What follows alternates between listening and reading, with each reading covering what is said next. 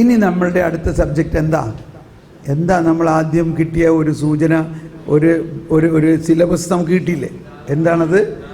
ജ്ഞാനവും നീതിയും വിശദീകരണവും പരിത്രവും. കറക്റ്റ്. ഒന്നുകൂടി പറഞ്ഞ, യേശുക്രിസ്തുവിലുള്ള നമ്മുടെ ജീവിതത്തിൻ്റെ ഉറവിടം അവിടുന്നാണ്. ദൈവം അവനെ നമുക്കായി ജ്ഞാനവും നീതിയും വിശുദ്ധീകരണവും പരിത്രാണവും ആക്കിയിരിക്കുന്നു.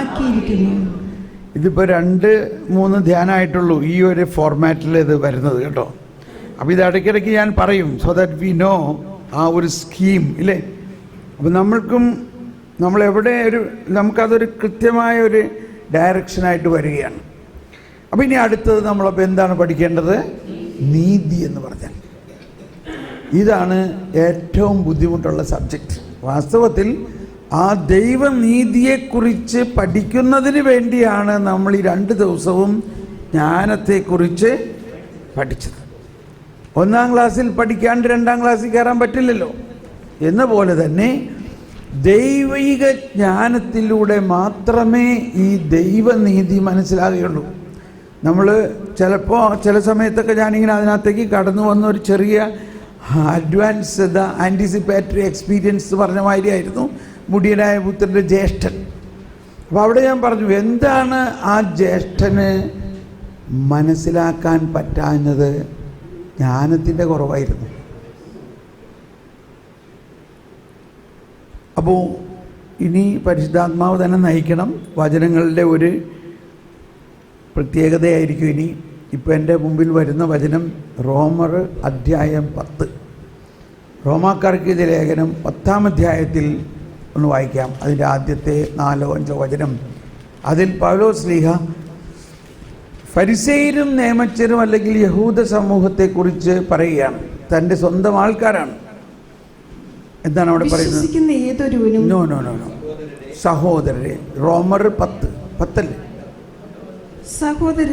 സഹോദരരെ എൻ്റെ ഹൃദയപൂർവമായ കിട്ടിയില്ലേ? എല്ലാവരും കിട്ടിയോ? റോമാക്കാർക്ക് ഇത് ലേഖനം 10-ാം അധ്യായം 1 മുതൽ വായിക്കാം. എല്ലാവരും അത് എടുത്ത് വന്ന്. സഹോദരരെ, റോമർ മോനെ ഈ ബൈബിളിന്റെ പുറയിലേക്ക് വാ. സഹോദരരെ, എന്റെ ഹൃദയപൂർവമായ ആഗ്രഹവും ഇസ്രായേലിന് വേണ്ടി ദൈവത്തോടുള്ള എന്റെ പ്രാർത്ഥനയും അവർ രക്ഷിക്കപ്പെടണം എന്നതാണ്. ആര്? ഇസ്രായേൽ, അതായത് യഹൂദരെല്ലാവരും തന്നെ.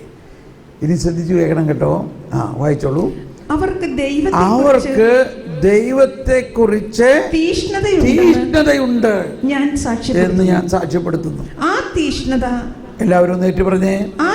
ആ തീഷ്ണത ശരിയായ അറിവിന്റെ അടിസ്ഥാനത്തിലല്ലെന്നേ ഉള്ളൂ. എന്നാൽ ദൈവത്തിന്റെ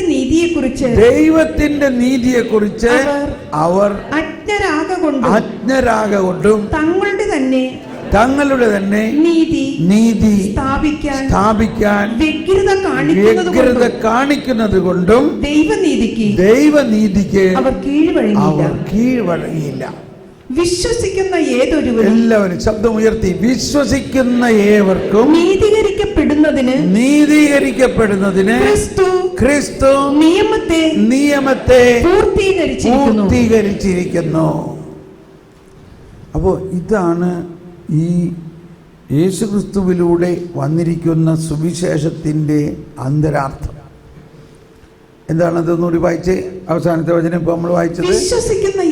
വിശ്വസിക്കുന്ന ഏവർക്കും നീതീകരിക്കപ്പെടുന്നതിന് ക്രിസ്തു നിയമത്തെ പൂർത്തീകരിച്ചിരിക്കുന്നു.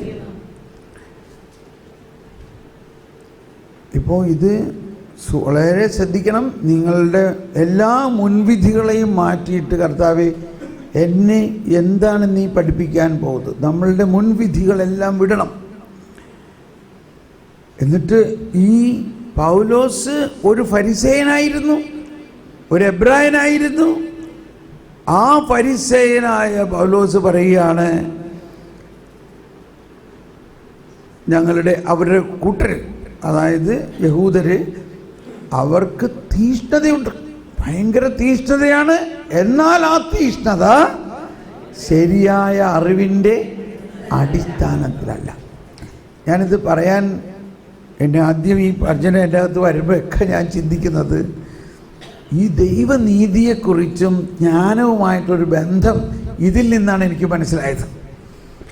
അങ്ങനെ ഞാൻ ദൈവനീതിയെക്കുറിച്ച് പഠിക്കാൻ ആ ലക്ഷ്യത്തോടു കൂടി ജ്ഞാനത്തിന് വേണ്ടി പ്രാർത്ഥിക്കാൻ തുടങ്ങി. എന്താ അവിടെ പറയുന്നത് പൗലോസ്ലീഹ? അവർ ദൈവനീതിയെക്കുറിച്ച് അജ്ഞരാണ്. ഒന്ന് വായിച്ച അടുത്ത വചനം.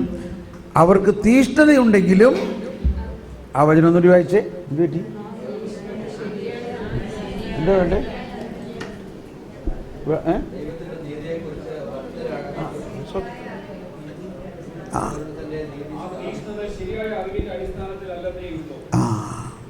വായിച്ചോളൂ. അത് ദൈവത്തിൻ്റെ നീതിയെക്കുറിച്ച്, ഒന്നെല്ലാവരും പറഞ്ഞ ആ വാക്ക്, ദൈവത്തിൻ്റെ നീതിയെക്കുറിച്ച് അവർ അജ്ഞരാകൊണ്ട് കാപ്പി തങ്ങളുടെ തന്നെ നീതി സ്ഥാപിക്കാൻ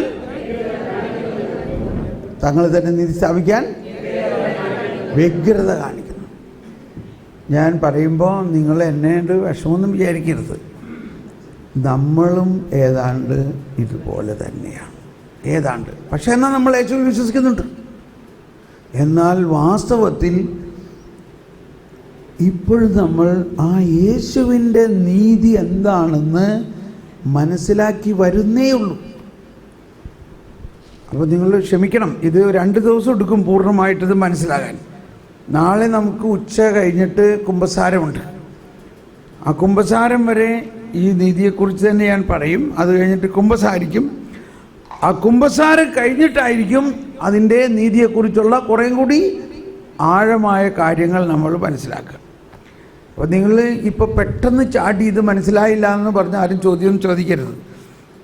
എന്തുകൊണ്ടാണ്? ഇത് നമുക്ക് അത്ര എളുപ്പം മനസ്സിലാവില്ല. എന്നാൽ പരിശുദ്ധാത്മാവ് തന്നെ ഇത് മനസ്സിലാക്കി തരണം. അപ്പോൾ പൗലോസ് ഒരു ഫരിസേയനായതുകൊണ്ടും പൗലോസ് ആ ഫരിസേയ നീതിയിലെ ഒരു തീഷ്ണനായ ഫരിസേയനായിരുന്നു.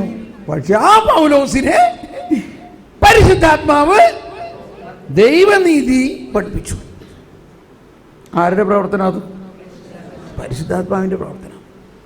അതുകൊണ്ട് പൗലോസ് ഇത് എഴുതുന്നത് മുഴുവനും അതാണ്. പൗലോസ് ഒരു സാധാരണ ഒരു തിയോളജീനായിട്ടല്ല എഴുതുന്നത്. ഹിന്ദിയിലാണ് ഒരു വാക്ക് എന്നെ രജിസ്റ്റർ ചെയ്തിട്ടുള്ളത്, യേ മേരാ അനുഭവ് ഹേ. ഹിന്ദി ആണെങ്കിലും മലയാളത്തിൽ മനസ്സിലായില്ലേ? അതാണ് റോമർ 7 അതിൽ പറയുന്നതാണ്, ഞാൻ ഇച്ഛിക്കുന്ന നന്മയല്ല ചെയ്തു പോകുന്നത്. ഞാൻ ഇച്ഛിക്കുന്ന നന്മയല്ല, ഇച്ഛിക്കാത്ത തിന്മയാണ് പ്രവർത്തിക്കുന്നത്. എന്നിട്ട് അടുത്ത വാക്ക് ശ്രദ്ധിച്ച് കേൾക്കണേ. ഞാൻ ഇച്ഛിക്കുന്നത് ഞാൻ ഇച്ഛിക്കാത്തതാണ് ഞാൻ പ്രവർത്തിക്കുന്നതെങ്കിൽ നിയമം ഇല്ല 7:19 മുതൽ വായിച്ചേ. ഇച്ഛിക്കുന്ന നന്മയല്ല, ഇച്ഛിക്കാത്ത തിന്മയാണ് ഞാൻ പ്രവർത്തിക്കുന്നത്. ഞാൻ ഇച്ഛിക്കാത്തത് ഞാൻ ചെയ്യുന്നുവെങ്കിൽ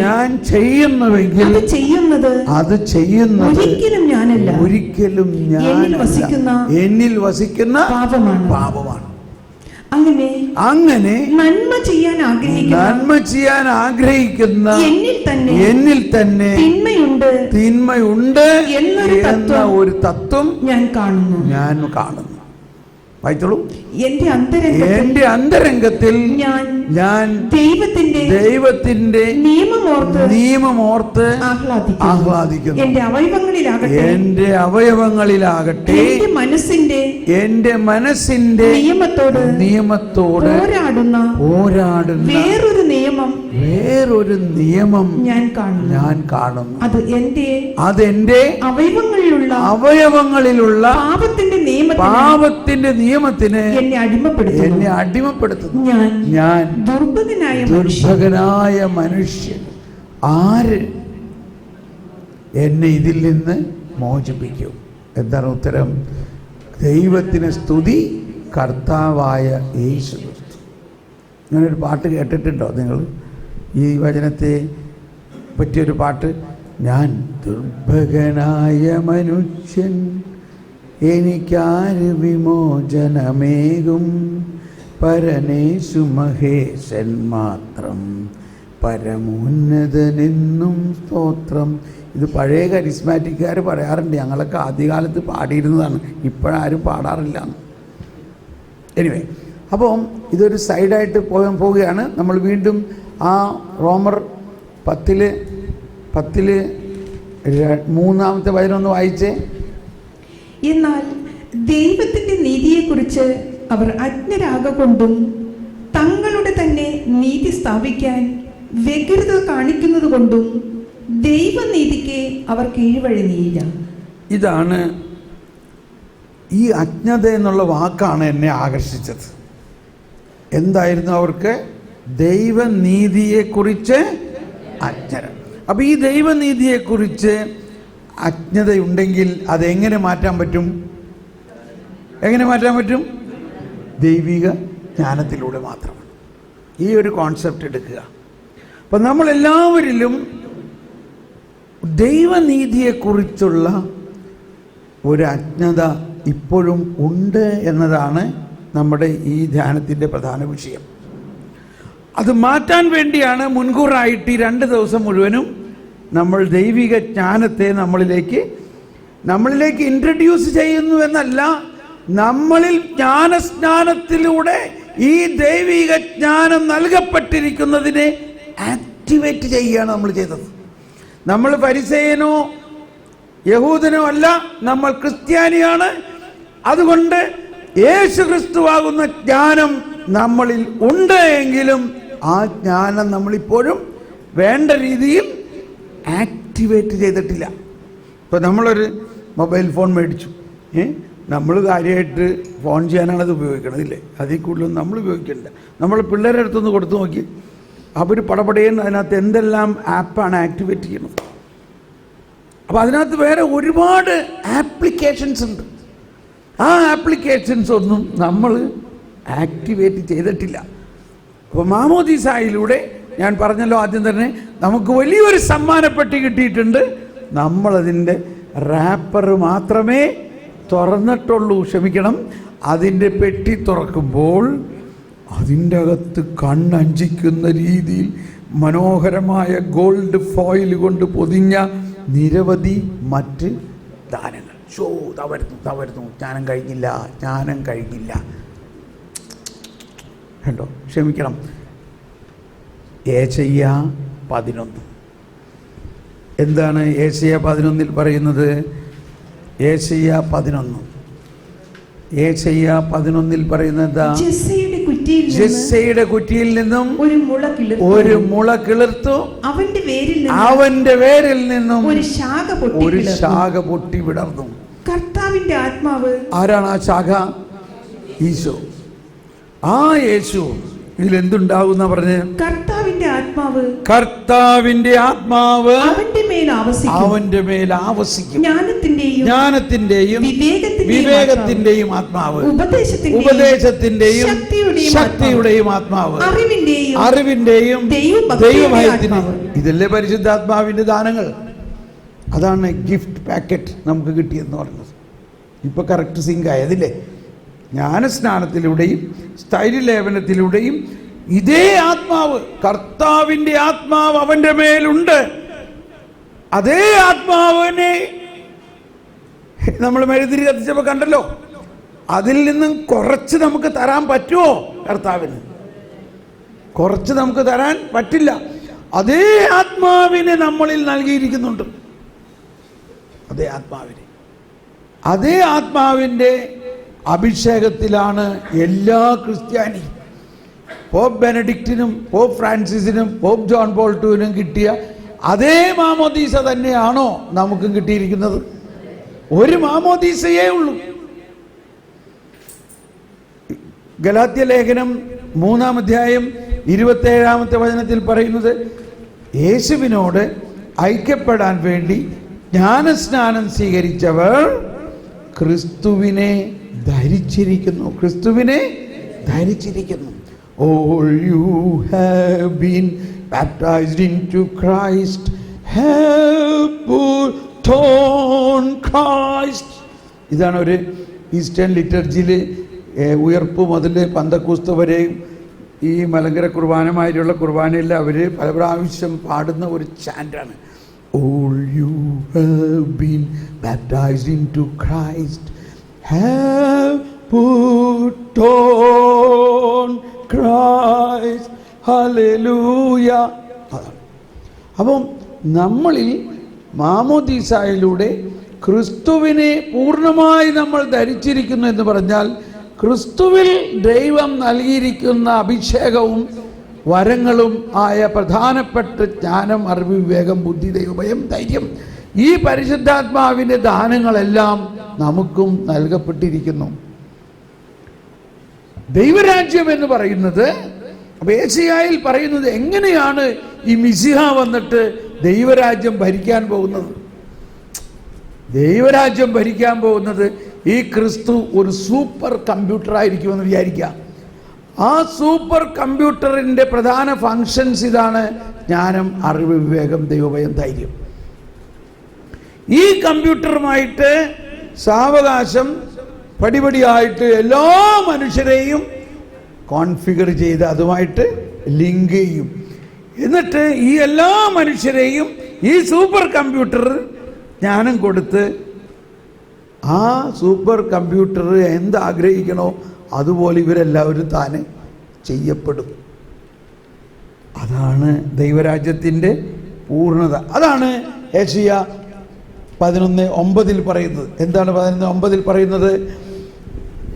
എന്റെ വിശുദ്ധഗിരിയിൽ ആരും ദ്രോഹമോ നാശമോ ചെയ്യുകയില്ല. സമുദ്രം ജലം കൊണ്ടെന്ന പോലെ, എല്ലാവരും ശബ്ദമുയർത്തി, സമുദ്രം ജലം കൊണ്ടെന്ന പോലെ ഭൂമി കർത്താവിനെ കുറിച്ചുള്ള ജ്ഞാനം കൊണ്ട് നിറയും. എല്ലാവരും ഒരു മുദ്രാവാക്യം വിളിക്കുന്ന മാതിരി ഒന്ന് ഏറ്റു പറഞ്ഞേ: സമുദ്രം ജലം കൊണ്ടെന്ന പോലെ ഭൂമി കർത്താവിനെ കുറിച്ചുള്ള ജ്ഞാനം കൊണ്ട് നിറയും. ഒന്നുകൂടി എല്ലാവരും ഒന്ന് വിശ്വസിച്ചുകൊണ്ട്, ഈ പ്രവചനം പൂർത്തിയാകുമോ? ഈ പ്രവചനം പൂർത്തിയാകുമോ? ആ ബോധ്യത്തോടെ, സമുദ്രം ജലം കൊണ്ടെന്ന പോലെ ഭൂമി കർത്താവിനെ കുറിച്ചുള്ള ജ്ഞാനം കൊണ്ട് നിറയും. അതാണ് ലോകാവസാനത്തിൽ ഉണ്ടാകാൻ പോകുന്നത്. ലോകാവസാനം എന്നും പറഞ്ഞാൽ ആരും പേടിക്കേണ്ട ആവശ്യമൊന്നുമില്ല. ലോകാവസാനത്തിന് മുമ്പ് എന്തുണ്ടാകണം? എല്ലാ ലോകത്തിലുള്ള എല്ലാ മനുഷ്യരും യേശുക്രിസ്തുവിനെ കുറിച്ചുള്ള ജ്ഞാനം കൊണ്ട് നിറയും. ഈ യെശയ്യാ 11:9 പറഞ്ഞിരിക്കുന്ന ഈ പ്രവചനം പൂർത്തിയാകും. അതിൻ്റെ ഒരു പ്രോസസ്സിലാണ് ഇപ്പോൾ. ആ പ്രോസസ്സ് എന്ന് പറഞ്ഞാൽ തിയോളജിയൻസിൻ്റെ ഭാഷയിൽ kingdom of God has come but not yet.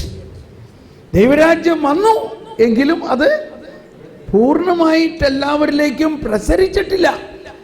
ആ പ്രസരണത്തിൻ്റെ പ്രോസസ്സിലാണ് ഇന്ന് ലോകം മുഴുവനും. ഈ ലോകം മുഴുവൻ ഇപ്പോൾ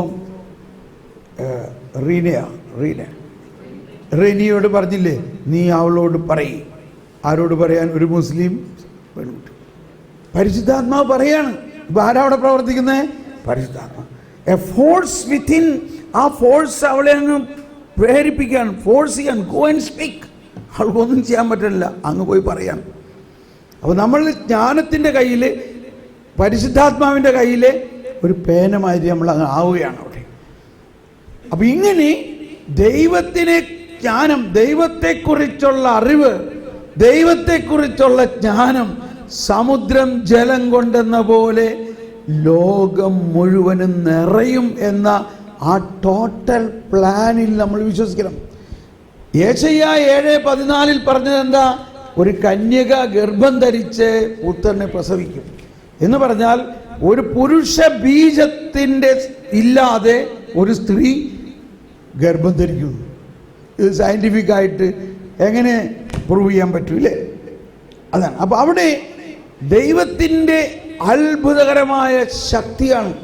ആ പ്രവചനം പൂർത്തിയായോ? ആ പ്രവചനം പൂർത്തിയായെങ്കിൽ ആ എമ്മാനുവേൽ, ഈ ലോകം ഭരിക്കാൻ പോകുന്ന പ്രവചനം ഇതാണ്. ദൈവത്തിൻ്റെ ജ്ഞാനം ലോകം മുഴുവനുമുള്ള എല്ലാവരിലും കൊടുത്തു കഴിയുമ്പോൾ എല്ലാവരും ക്രിസ്തുവിനെ അറിഞ്ഞവരായി മാറും. ഇത് നമ്മൾ വിശ്വസിക്കുമ്പോഴാണ് ഇത് നമ്മളിൽ നിന്ന് പ്രസരിക്കുക. അല്ലെങ്കിൽ അതൊക്കെ ബൈബിളിൽ അങ്ങനെ എന്തൊക്കെ പറഞ്ഞിട്ട് ഇതൊക്കെ നടക്കാൻ നമ്മുടെ കാര്യമായിട്ടാണോ എന്ന് വിശ്വസിക്കുകയാണെങ്കിൽ അത് വിശ്വാസമല്ല. നമ്മുടെ വിശ്വാസത്തിൻ്റെ കാതലായ ഭാഗം ഇതാണ്: മനുഷ്യവർഗത്തിൻ്റെ മുഴുവനും പ്രത്യാശയായ ക്രിസ്തുവേ. നമ്മൾ കുർബാനയിലെല്ലാം ഉള്ള പ്രാർത്ഥനകൾ ശ്രദ്ധിക്കണം. ഞങ്ങളുടെ ഈ വർഗത്തോട് നീ കാണിച്ച ദയ. അപ്പോൾ ഞങ്ങളുടെ വർഗം എന്ന് പറഞ്ഞാൽ മനുഷ്യവർഗം. യേശുക്രിസ്തു വന്നിരിക്കുന്നത് മനുഷ്യവർഗത്തിനെ മുഴുവനും നീതീകരിക്കുന്നതിന് വേണ്ടിയാണ്. എന്തുകൊണ്ടാ? മനുഷ്യവർഗം മുഴുവനും ആദത്തിൻ്റെ പാപത്തിലൂടെ കളങ്കം ഏറ്റു. ശ്രദ്ധിക്കണം കേട്ടോ. ഇപ്പോൾ ചില വാക്കുകൾ ഇങ്ങനെ പറഞ്ഞ് ഞാനിങ്ങനെ പറഞ്ഞുകൊണ്ട് പോകാണ്. എനിക്ക് അറിഞ്ഞൂടെ എവിടെ ചെന്ന് അവസാനിക്കുന്നു. നമുക്ക് നാളെ സമയമുണ്ടല്ലോ. നമ്മളുടെ ഭാഷയിൽ തന്നെ ചില വാക്കുകളുടെ അർത്ഥം ഈ മലയാളത്തിൽ മാത്രം അത് മനസ്സിലാവില്ല. ഒരു ഉദാഹരണം ഞാൻ പറയാണ് പെട്ടെന്ന്. ഇതിലെഴുതിയിരിക്കുന്നൊരു വാക്കാണ്. ഈശോ ഫരിസേയരോട് പറഞ്ഞു, അണലി സന്തതികളെ എന്ന് പറഞ്ഞു. ഇത് കേൾക്കുമ്പോൾ നമുക്ക് ഒരു അത്ര സ്നേഹത്തിൽ പറയണമാതിരി തോന്നുന്നുണ്ടോ? നമുക്ക് അതൊരു ക്രിട്ടിക്കലായിട്ട് പറയണമാതിരിയാണ് തോന്നുന്നത്. ഞാനൊരിക്കൽ തമിഴ് അച്ഛന്മാരെ ധ്യാനിപ്പിച്ചുകൊണ്ടിരിക്കുമ്പോൾ അന്നത്തെ വായന കുർബാനയിൽ ഈ ഭാഗമായിരുന്നു. എന്നെ വളരെയധികം ആകർഷിച്ചു ആ വായന. തമിഴിൽ, ഇവിടെ തമിഴ് ചേട്ടൻ ഉണ്ടായിരുന്നില്ല, ബൈബിളുണ്ടോ കയ്യിൽ? ഉണ്ട്. നീ അതൊന്നും എടുത്ത് മത്തായി 12:32-34 അതിൽ തമിഴിൽ ആ ബൈബിളിൽ ഇങ്ങനെയാണ് പറയുന്നത്. ഈ കുർബാനയുടെ ടെക്സ്റ്റ് അല്ലെങ്കിൽ ഇച്ചിരി വ്യത്യാസം ഉണ്ടാവും കുർബാനയിലുള്ള വായനയിൽ. അണലിപ്പാമ്പിൻ പൈതങ്ങളെ നിങ്ങൾ എപ്പടി നന്മ ചെയ്യ മുടിയും. ജോസഫ് ഉണ്ടാവട്ടെ. ജോസഫ് പോയോ? ജോസഫ് പോയി. ഈ ചേട്ടനൊന്ന് വായിച്ച്. അണലിപ്പാമ്പിൻ പൈതങ്ങളെ. മത്തായി 12:34 12:34. ഒന്ന് എഴുന്നേറ്റ് നിന്ന് ഉറക്കനെ വായിക്കും. പാമ്പിൻ കുട്ടികളെ.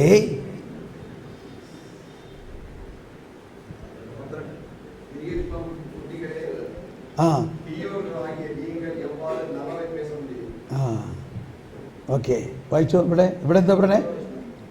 ഒന്നുകൂടി സാവധാനം വായിച്ച്. നിരിയൻ പാമ്പല്ലേ? അണലിപ്പാമ്പൻ. കണ്ടോ അവിടെ പറഞ്ഞിരിക്കുന്ന ഭാഷ എന്താ? പാമ്പിൻ കുട്ടികളെ എന്നാണ്.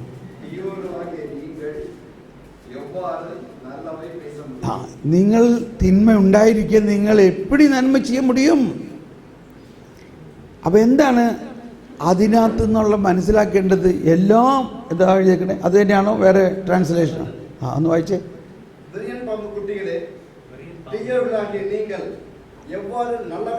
കുറച്ചും കൂടി ഒന്ന് സൗമ്യമായിട്ട് വായിച്ചേ. സോഫ്റ്റ്, സ്നേഹത്തിൽ കർത്താവ് പറയേണ്ടതായിട്ട്. Okay, thank you. അപ്പം കുർബാനയിലെ ആ ബൈബിൾ ഭാഗത്തിൽ ഇങ്ങനെയാണ്. എന്താ ഞാൻ പറഞ്ഞത്?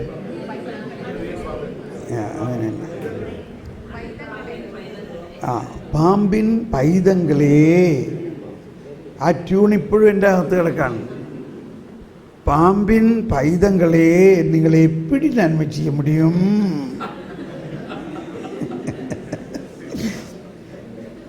ഇതിൽ വല്ല തെറ്റുണ്ടോ ഞാൻ ഈ വായിക്കണതിൽ പറഞ്ഞതിൽ കണ്ടോ? അപ്പോൾ ഇതിൻ്റെ ട്യൂണും ഇതിൻ്റെ ആ ധ്വനിയും ഇതിൻ്റെ ട്രാൻസ്ലേഷനും ഇതിൻ്റെ ഒറിജിനൽ വാക്കിൻ്റെ ഒക്കെ അർത്ഥവും വളരെയധികം മനസ്സിലാക്കേണ്ടതുണ്ട്. അപ്പോൾ അതിൽ നിന്ന് ഈശോ ഉദ്ദേശിക്കുന്നത് എന്താ? ഈശോ കരുണയാണ്. ഈശോ ഫരിസേയരോടും കരുണയായിട്ട് തന്നെ പെരുമാറുന്നു. ഈശോ അവരെയും കൂടി നേടാനാണ് വന്നിരിക്കുന്നത്. ഫരിസേയരെ ഒരു ശത്രുതയായിട്ടല്ല കാണുന്നത്. ഈശോ അവരോടൊരു വലിയ സത്യം പറയാണ്. അണലി പാമ്പിൻ പൈതങ്ങളെ നിങ്ങളെപ്പിടി നന്മ ചെയ്യ മുടിയും എന്ന് പറഞ്ഞാൽ, ഒരു പാമ്പിൻ കുഞ്ഞിൻ്റെ ഉള്ളിൽ വിഷം വരുന്നത് ആ പാമ്പിൻ കുഞ്ഞിൻ്റെ തെറ്റാണോ? പറയും. ഇതിപ്പോഴും പലർക്കും പറയാൻ പറ്റില്ല. കാരണം ഇതിൻ്റെ അടുത്ത് ഇനി എന്താ വരാൻ പോണെന്ന് അറിഞ്ഞൂടാ. അതുകൊണ്ട് റിസർവ് ചെയ്ത് നിൽക്കുകയാണ് ചില സാധനം. വലിയൊരു കാര്യമല്ലേ നമ്മൾ കേട്ടത്. അപ്പോൾ കർത്താവിൻ്റെ ഓരോ ഉപമകൾ എന്ന് പറയുന്നത് അതിൻ്റെ ഉള്ളിൽ ഭയങ്കര ആശയങ്ങളാണ്. ഉപമകളിലാണ് ദൈവരാജ്യത്തിൻ്റെ രഹസ്യങ്ങൾ. ദൈവരാജ്യത്തിൻ്റെ രഹസ്യങ്ങൾ ഉപമകളിലൂടെയാണ്. കാരണം സാധാരണ ഒരു ഭാഷയ്ക്കും അത് ഭാഷകളിലൂടെ വാക്കുകളിലൂടെ അത് മനസ്സിലാക്കാൻ പറ്റില്ല.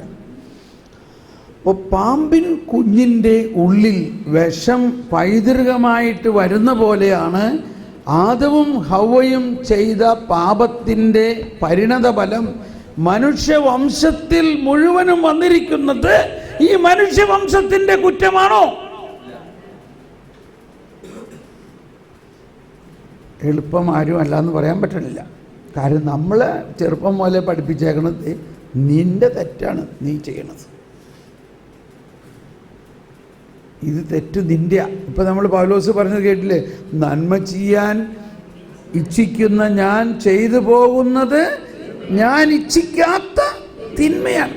നമ്മൾ നല്ലൊരു കുമ്പസാരം നടത്തി ഇനി മേലിൽ ഞാൻ കോപിക്കില്ല, ദേഷ്യപ്പെടില്ല, മക്കളെ വഴക്ക് പറയില്ല, ഭർത്താവിനെ വഴക്ക് പറയില്ല എന്നൊക്കെ പറഞ്ഞ് കുമ്പസാരിച്ച് ഭയങ്കര നല്ല വിശുദ്ധയായിട്ട് വീട്ടിലേക്ക് വന്നു. നിസ്സാര ഒരു കാര്യം, വീട്ടിൽ വന്നപ്പോൾ ഭർത്താവും പിള്ളേരും കൂടി ചായയൊക്കെ കുടിച്ച് ആ കപ്പ് ആ ഡൈനിങ് ടേബിളിൻ്റെ പുറത്തിരിക്കണു. ചായയൊക്കെ കുറച്ച് അവിടെ മറിഞ്ഞ് ടേബിളിൽ വീണ് കിടക്കണം. ഇത്രയും കണ്ടു. നിങ്ങൾക്ക് ഇതൊന്നും എടുത്ത് വെക്കാൻ പറ്റില്ല, ഇത് ചായ കുടിച്ച കപ്പ് അവിടെ തന്നെ ഇട്ടുള്ളൂ, എത്ര പ്രാവശ്യം പറഞ്ഞു. ഭയങ്കര ഒരു വഴക്ക്. അപ്പോൾ പിള്ളേർ പറയാണ്, മമ്മി പള്ളിയിൽ പോയിട്ട് വന്നിട്ട് ഇങ്ങനെയാണോ ഞങ്ങളോട് പറയുന്നത്? ഇതിലും നല്ലതാണല്ലോ ഞങ്ങൾ പള്ളിയിൽ പോവാതെ ഇവിടെ ഇരിക്കണവർ.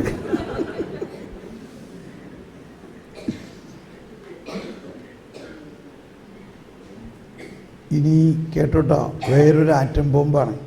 നമ്മൾ ഈ പഴയ നിയമം വായിക്കുമ്പോഴേ പലപ്പോഴും നമ്മൾ അതിനകത്ത് തിരഞ്ഞെടുത്ത കുറേ വചനങ്ങളാണ് വായിക്കുന്നത്. അങ്ങനെ വായിക്കാൻ പോരാ. ഈ അത് ഞാൻ പിന്നെ പഠിപ്പിക്കാം. പുതിയ നിയമത്തിൽ നിന്നും പഴയ നിയമത്തിലേക്ക് പോകണം എന്നുള്ളതാണ്. അത് പിന്നെ പഠിപ്പിക്കാം. ഇപ്പോൾ ഒരു വചനം ഒന്ന് കേൾക്കാം. അത് യേശയ്യ 42-ാം അധ്യായത്തിൽ 18, 19, 20 വരെയുള്ള വചനമാണ്. ഇതാണ് വരാനിരിക്കുന്ന രക്ഷകനെക്കുറിച്ചുള്ള, ഞാൻ പറഞ്ഞില്ലേ ആ മണവാളൻ വർണ്ണിക്കുന്ന മുമ്പ് ചിത്രങ്ങൾ അയച്ച കാര്യമൊക്കെ പറഞ്ഞോ ഇല്ലേ ഇവിടെ പറഞ്ഞു. അപ്പോൾ ഈ മണവാളനെക്കുറിച്ച് യേശയ്യ അയച്ചിട്ടുള്ള ചില ചിത്രങ്ങളാണ് ഇവിടെ പറയണത്. ഈ മണവാളനെക്കുറിച്ച്, വരാനിരിക്കുന്ന മിശിഹായെക്കുറിച്ച് യേശയ്യായിലൂടെ ഉള്ള പ്രവചനമാണ് ഈ കേൾക്കുന്നത്. എല്ലാവരും ഒന്ന് വായിച്ചത്. ബധിരരേ കേൾക്കുവിൻ, അന്ധരേ നോക്കിക്കാണുവിൻ, എന്റെ ദാസനല്ലാതെ ആരുണ്ട് കുരുടനായി? ഞാൻ അയക്കുന്ന ദൂതനെ പോലെ ബധിരനായ ആരുണ്ട്? എന്റെ വിശ്വസ്തനെ പോലെ കർത്താവിന്റെ ദാസനെ പോലെ കുരുടനായി ആരുണ്ട്? കുരുടനായി ആരുണ്ട്? അവർ കണ്ടിട്ടും അവൻ കണ്ടിട്ടും കാണുന്നില്ല. എല്ലാവരും ഉച്ചത്തിലൊന്ന് പറഞ്ഞേ, അവൻ കണ്ടിട്ടും കാണുന്നില്ല. കേട്ടിട്ടും അവൻ കേട്ടിട്ടും കേൾക്കുന്നില്ല. കർത്താവ് തന്റെ നീതിയെ പ്രതി നിയമത്തെ ഉത്കൃഷ്ടമാക്കാൻ മഹത്വപ്പെടുത്താനും പ്രീതി കാണിച്ചു. ഇത്രയും മനസ്സിലാക്കിയാൽ മതി. അവൻ കണ്ടിട്ടും കാണുന്നില്ല. ഈശോ മിശിഹ കർത്താവല്ലാതെ പരമപരിശുദ്ധനായി വേറൊരാളില്ലല്ലോ. എന്നാൽ ഈ പരിശുദ്ധനായ ഈശോ നോക്കിയാൽ കാണുന്നത് എല്ലാവരുടെയും തിന്മയല്ലേ കാണുന്നത്. ഈശോ വന്നപ്പോൾ എല്ലാവരും ചെയ്യണത് തിന്മയായിട്ടല്ലേ കാണുന്നുള്ളൂ. പക്ഷേ ഈശോ ഇതെല്ലാം കണ്ടിട്ടും കണ്ണടയ്ക്കണം, കാണുന്നില്ല. എന്തുകൊണ്ടാ ഈശോ ഒന്ന് കാണാത്തത്? ഈശോ വന്നിരിക്കുന്നത് എന്തിനാണ്? ഈ എല്ലാവരിലുമുള്ള ഈ തിന്മയെ ഏറ്റെടുത്ത് അവരെ വിശുദ്ധീകരിക്കാൻ. അതുകൊണ്ട് ഇപ്പം അതിങ്ങനെ ഓരോന്ന് പറഞ്ഞു കൊണ്ടിരുന്നിട്ട് കാര്യമൊന്നുമില്ല. എന്തുകൊണ്ട് അവരങ്ങനെ ചെയ്യുന്നു? അണലിപ്പാമ്പിൻ പൈതങ്ങളെ, നിങ്ങൾ എപ്പിടി നന്മ ചെയ്യാൻ മുടിയും? നിങ്ങൾ ജന്മനാ തന്നെ ആദിമാതാപിതാക്കളിലൂടെയുള്ള ആ തിന്മ, പാമ്പിൻ കുഞ്ഞുകളിൽ വിഷം ഉള്ള പോലെ മനുഷ്യവംശം മുഴുവനിലും വന്നിരിക്കുന്ന ഈ വിഷം നിലനിൽക്കേ അവർ തിന്മയെ ചെയ്യുള്ളൂ.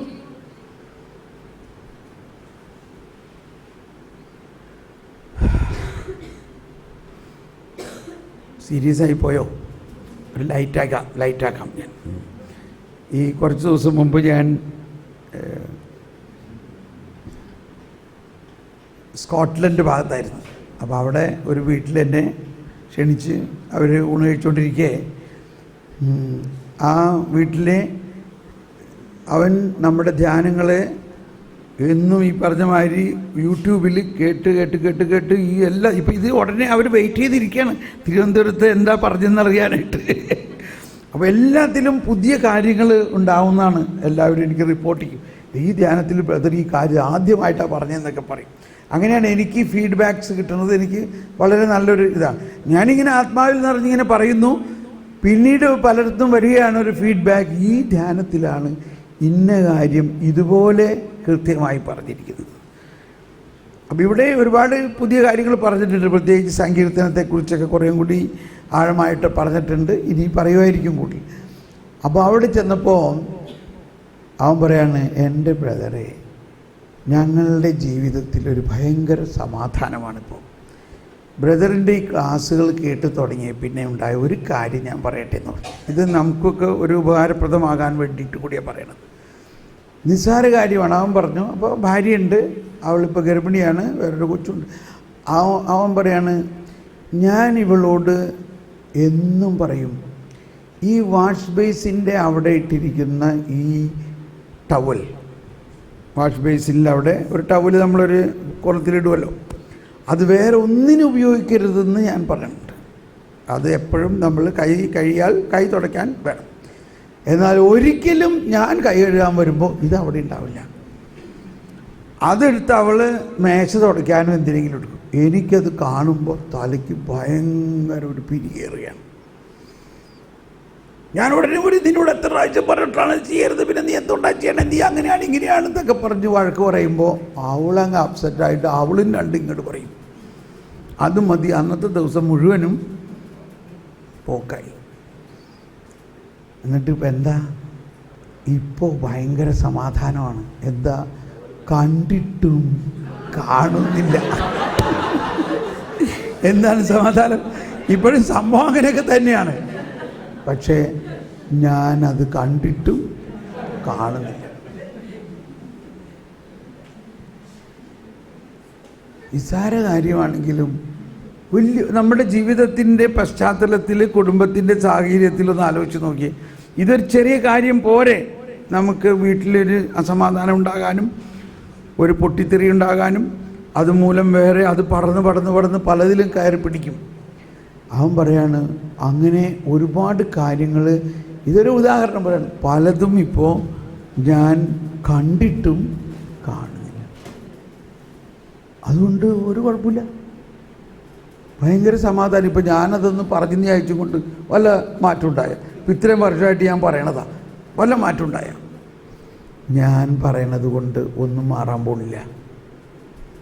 കർത്താവ് തന്നെ അത് മാറ്റും. അപ്പോൾ അതാണ് കണ്ടിട്ടും കാണുന്നില്ല. ഇപ്പം നമ്മളുടെ വീട്ടിലായാലും കുട്ടികൾ എന്തെങ്കിലും ചെയ്താൽ ഉടനെ അവരെ കറക്റ്റ് ചെയ്യണം. അവരെ കറക്റ്റ് ചെയ്തില്ലെങ്കിൽ അവരാകെ മോശമാവട്ടാ എന്നും പറഞ്ഞ് നമ്മൾ ഉടനെ പിടിച്ച് അവരെ കറക്റ്റ് ചെയ്തിട്ട് വല്ലതും മോശമായിരിക്കുന്നുണ്ടോ, അല്ലെങ്കിൽ വല്ല ഇമ്പ്രൂവ്മെൻറ്റ് കാര്യമായിട്ടുണ്ടോ പറയും. എന്നാൽ നമ്മൾ എന്ത് വിശ്വസിക്കണം? കർത്താവേ, നീ അവരിലുണ്ടല്ലോ, പരിശുദ്ധാത്മാവേ നീ അവരിലുണ്ടല്ലോ, അവരുടെ ഈ പൊട്ടിത്തെറി, അവരുടെ ഈ സ്വഭാവത്തെ നീ തന്നെ മാറ്റ് എന്ന് പറഞ്ഞ് കണ്ടിട്ടും കാണാതെ, വേറൊരു ഭാഷയിൽ പറഞ്ഞാൽ കണ്ണടച്ച് നോക്കുന്നു. ഒരു ദിവസം അങ്ങനെ ഒന്ന് പ്രാക്ടീസ് ചെയ്യും. ഒരു ദിവസം നമ്മളിലുള്ള, അപ്പോൾ ഇതിനെയാണ് ഫാരിസേയിക് നേച്ചർ എന്ന് പറയുന്നത്. നമ്മിലുള്ള ഫരിസേയ സ്വഭാവത്തെ ഒരു ദിവസത്തേക്കൊന്ന് പിടിച്ചു നിർത്താൻ നോക്ക്. It's very difficult. അപ്പോൾ പറഞ്ഞു വരുന്നത്, പൗലോസ്ലീഹ പറഞ്ഞത്, അവർക്ക് തീഷ്ണതയുണ്ട്, എന്നാൽ ആ തീഷ്ണത ശരിയായ അറിവിൻ്റെ അടിസ്ഥാനത്തിൽ അല്ലെന്നേ ഉള്ളൂ. എന്താണ് അവിടെ കുഴപ്പം? ഈ ദൈവനീതിയെക്കുറിച്ച് അവർ അജ്ഞരാണ്.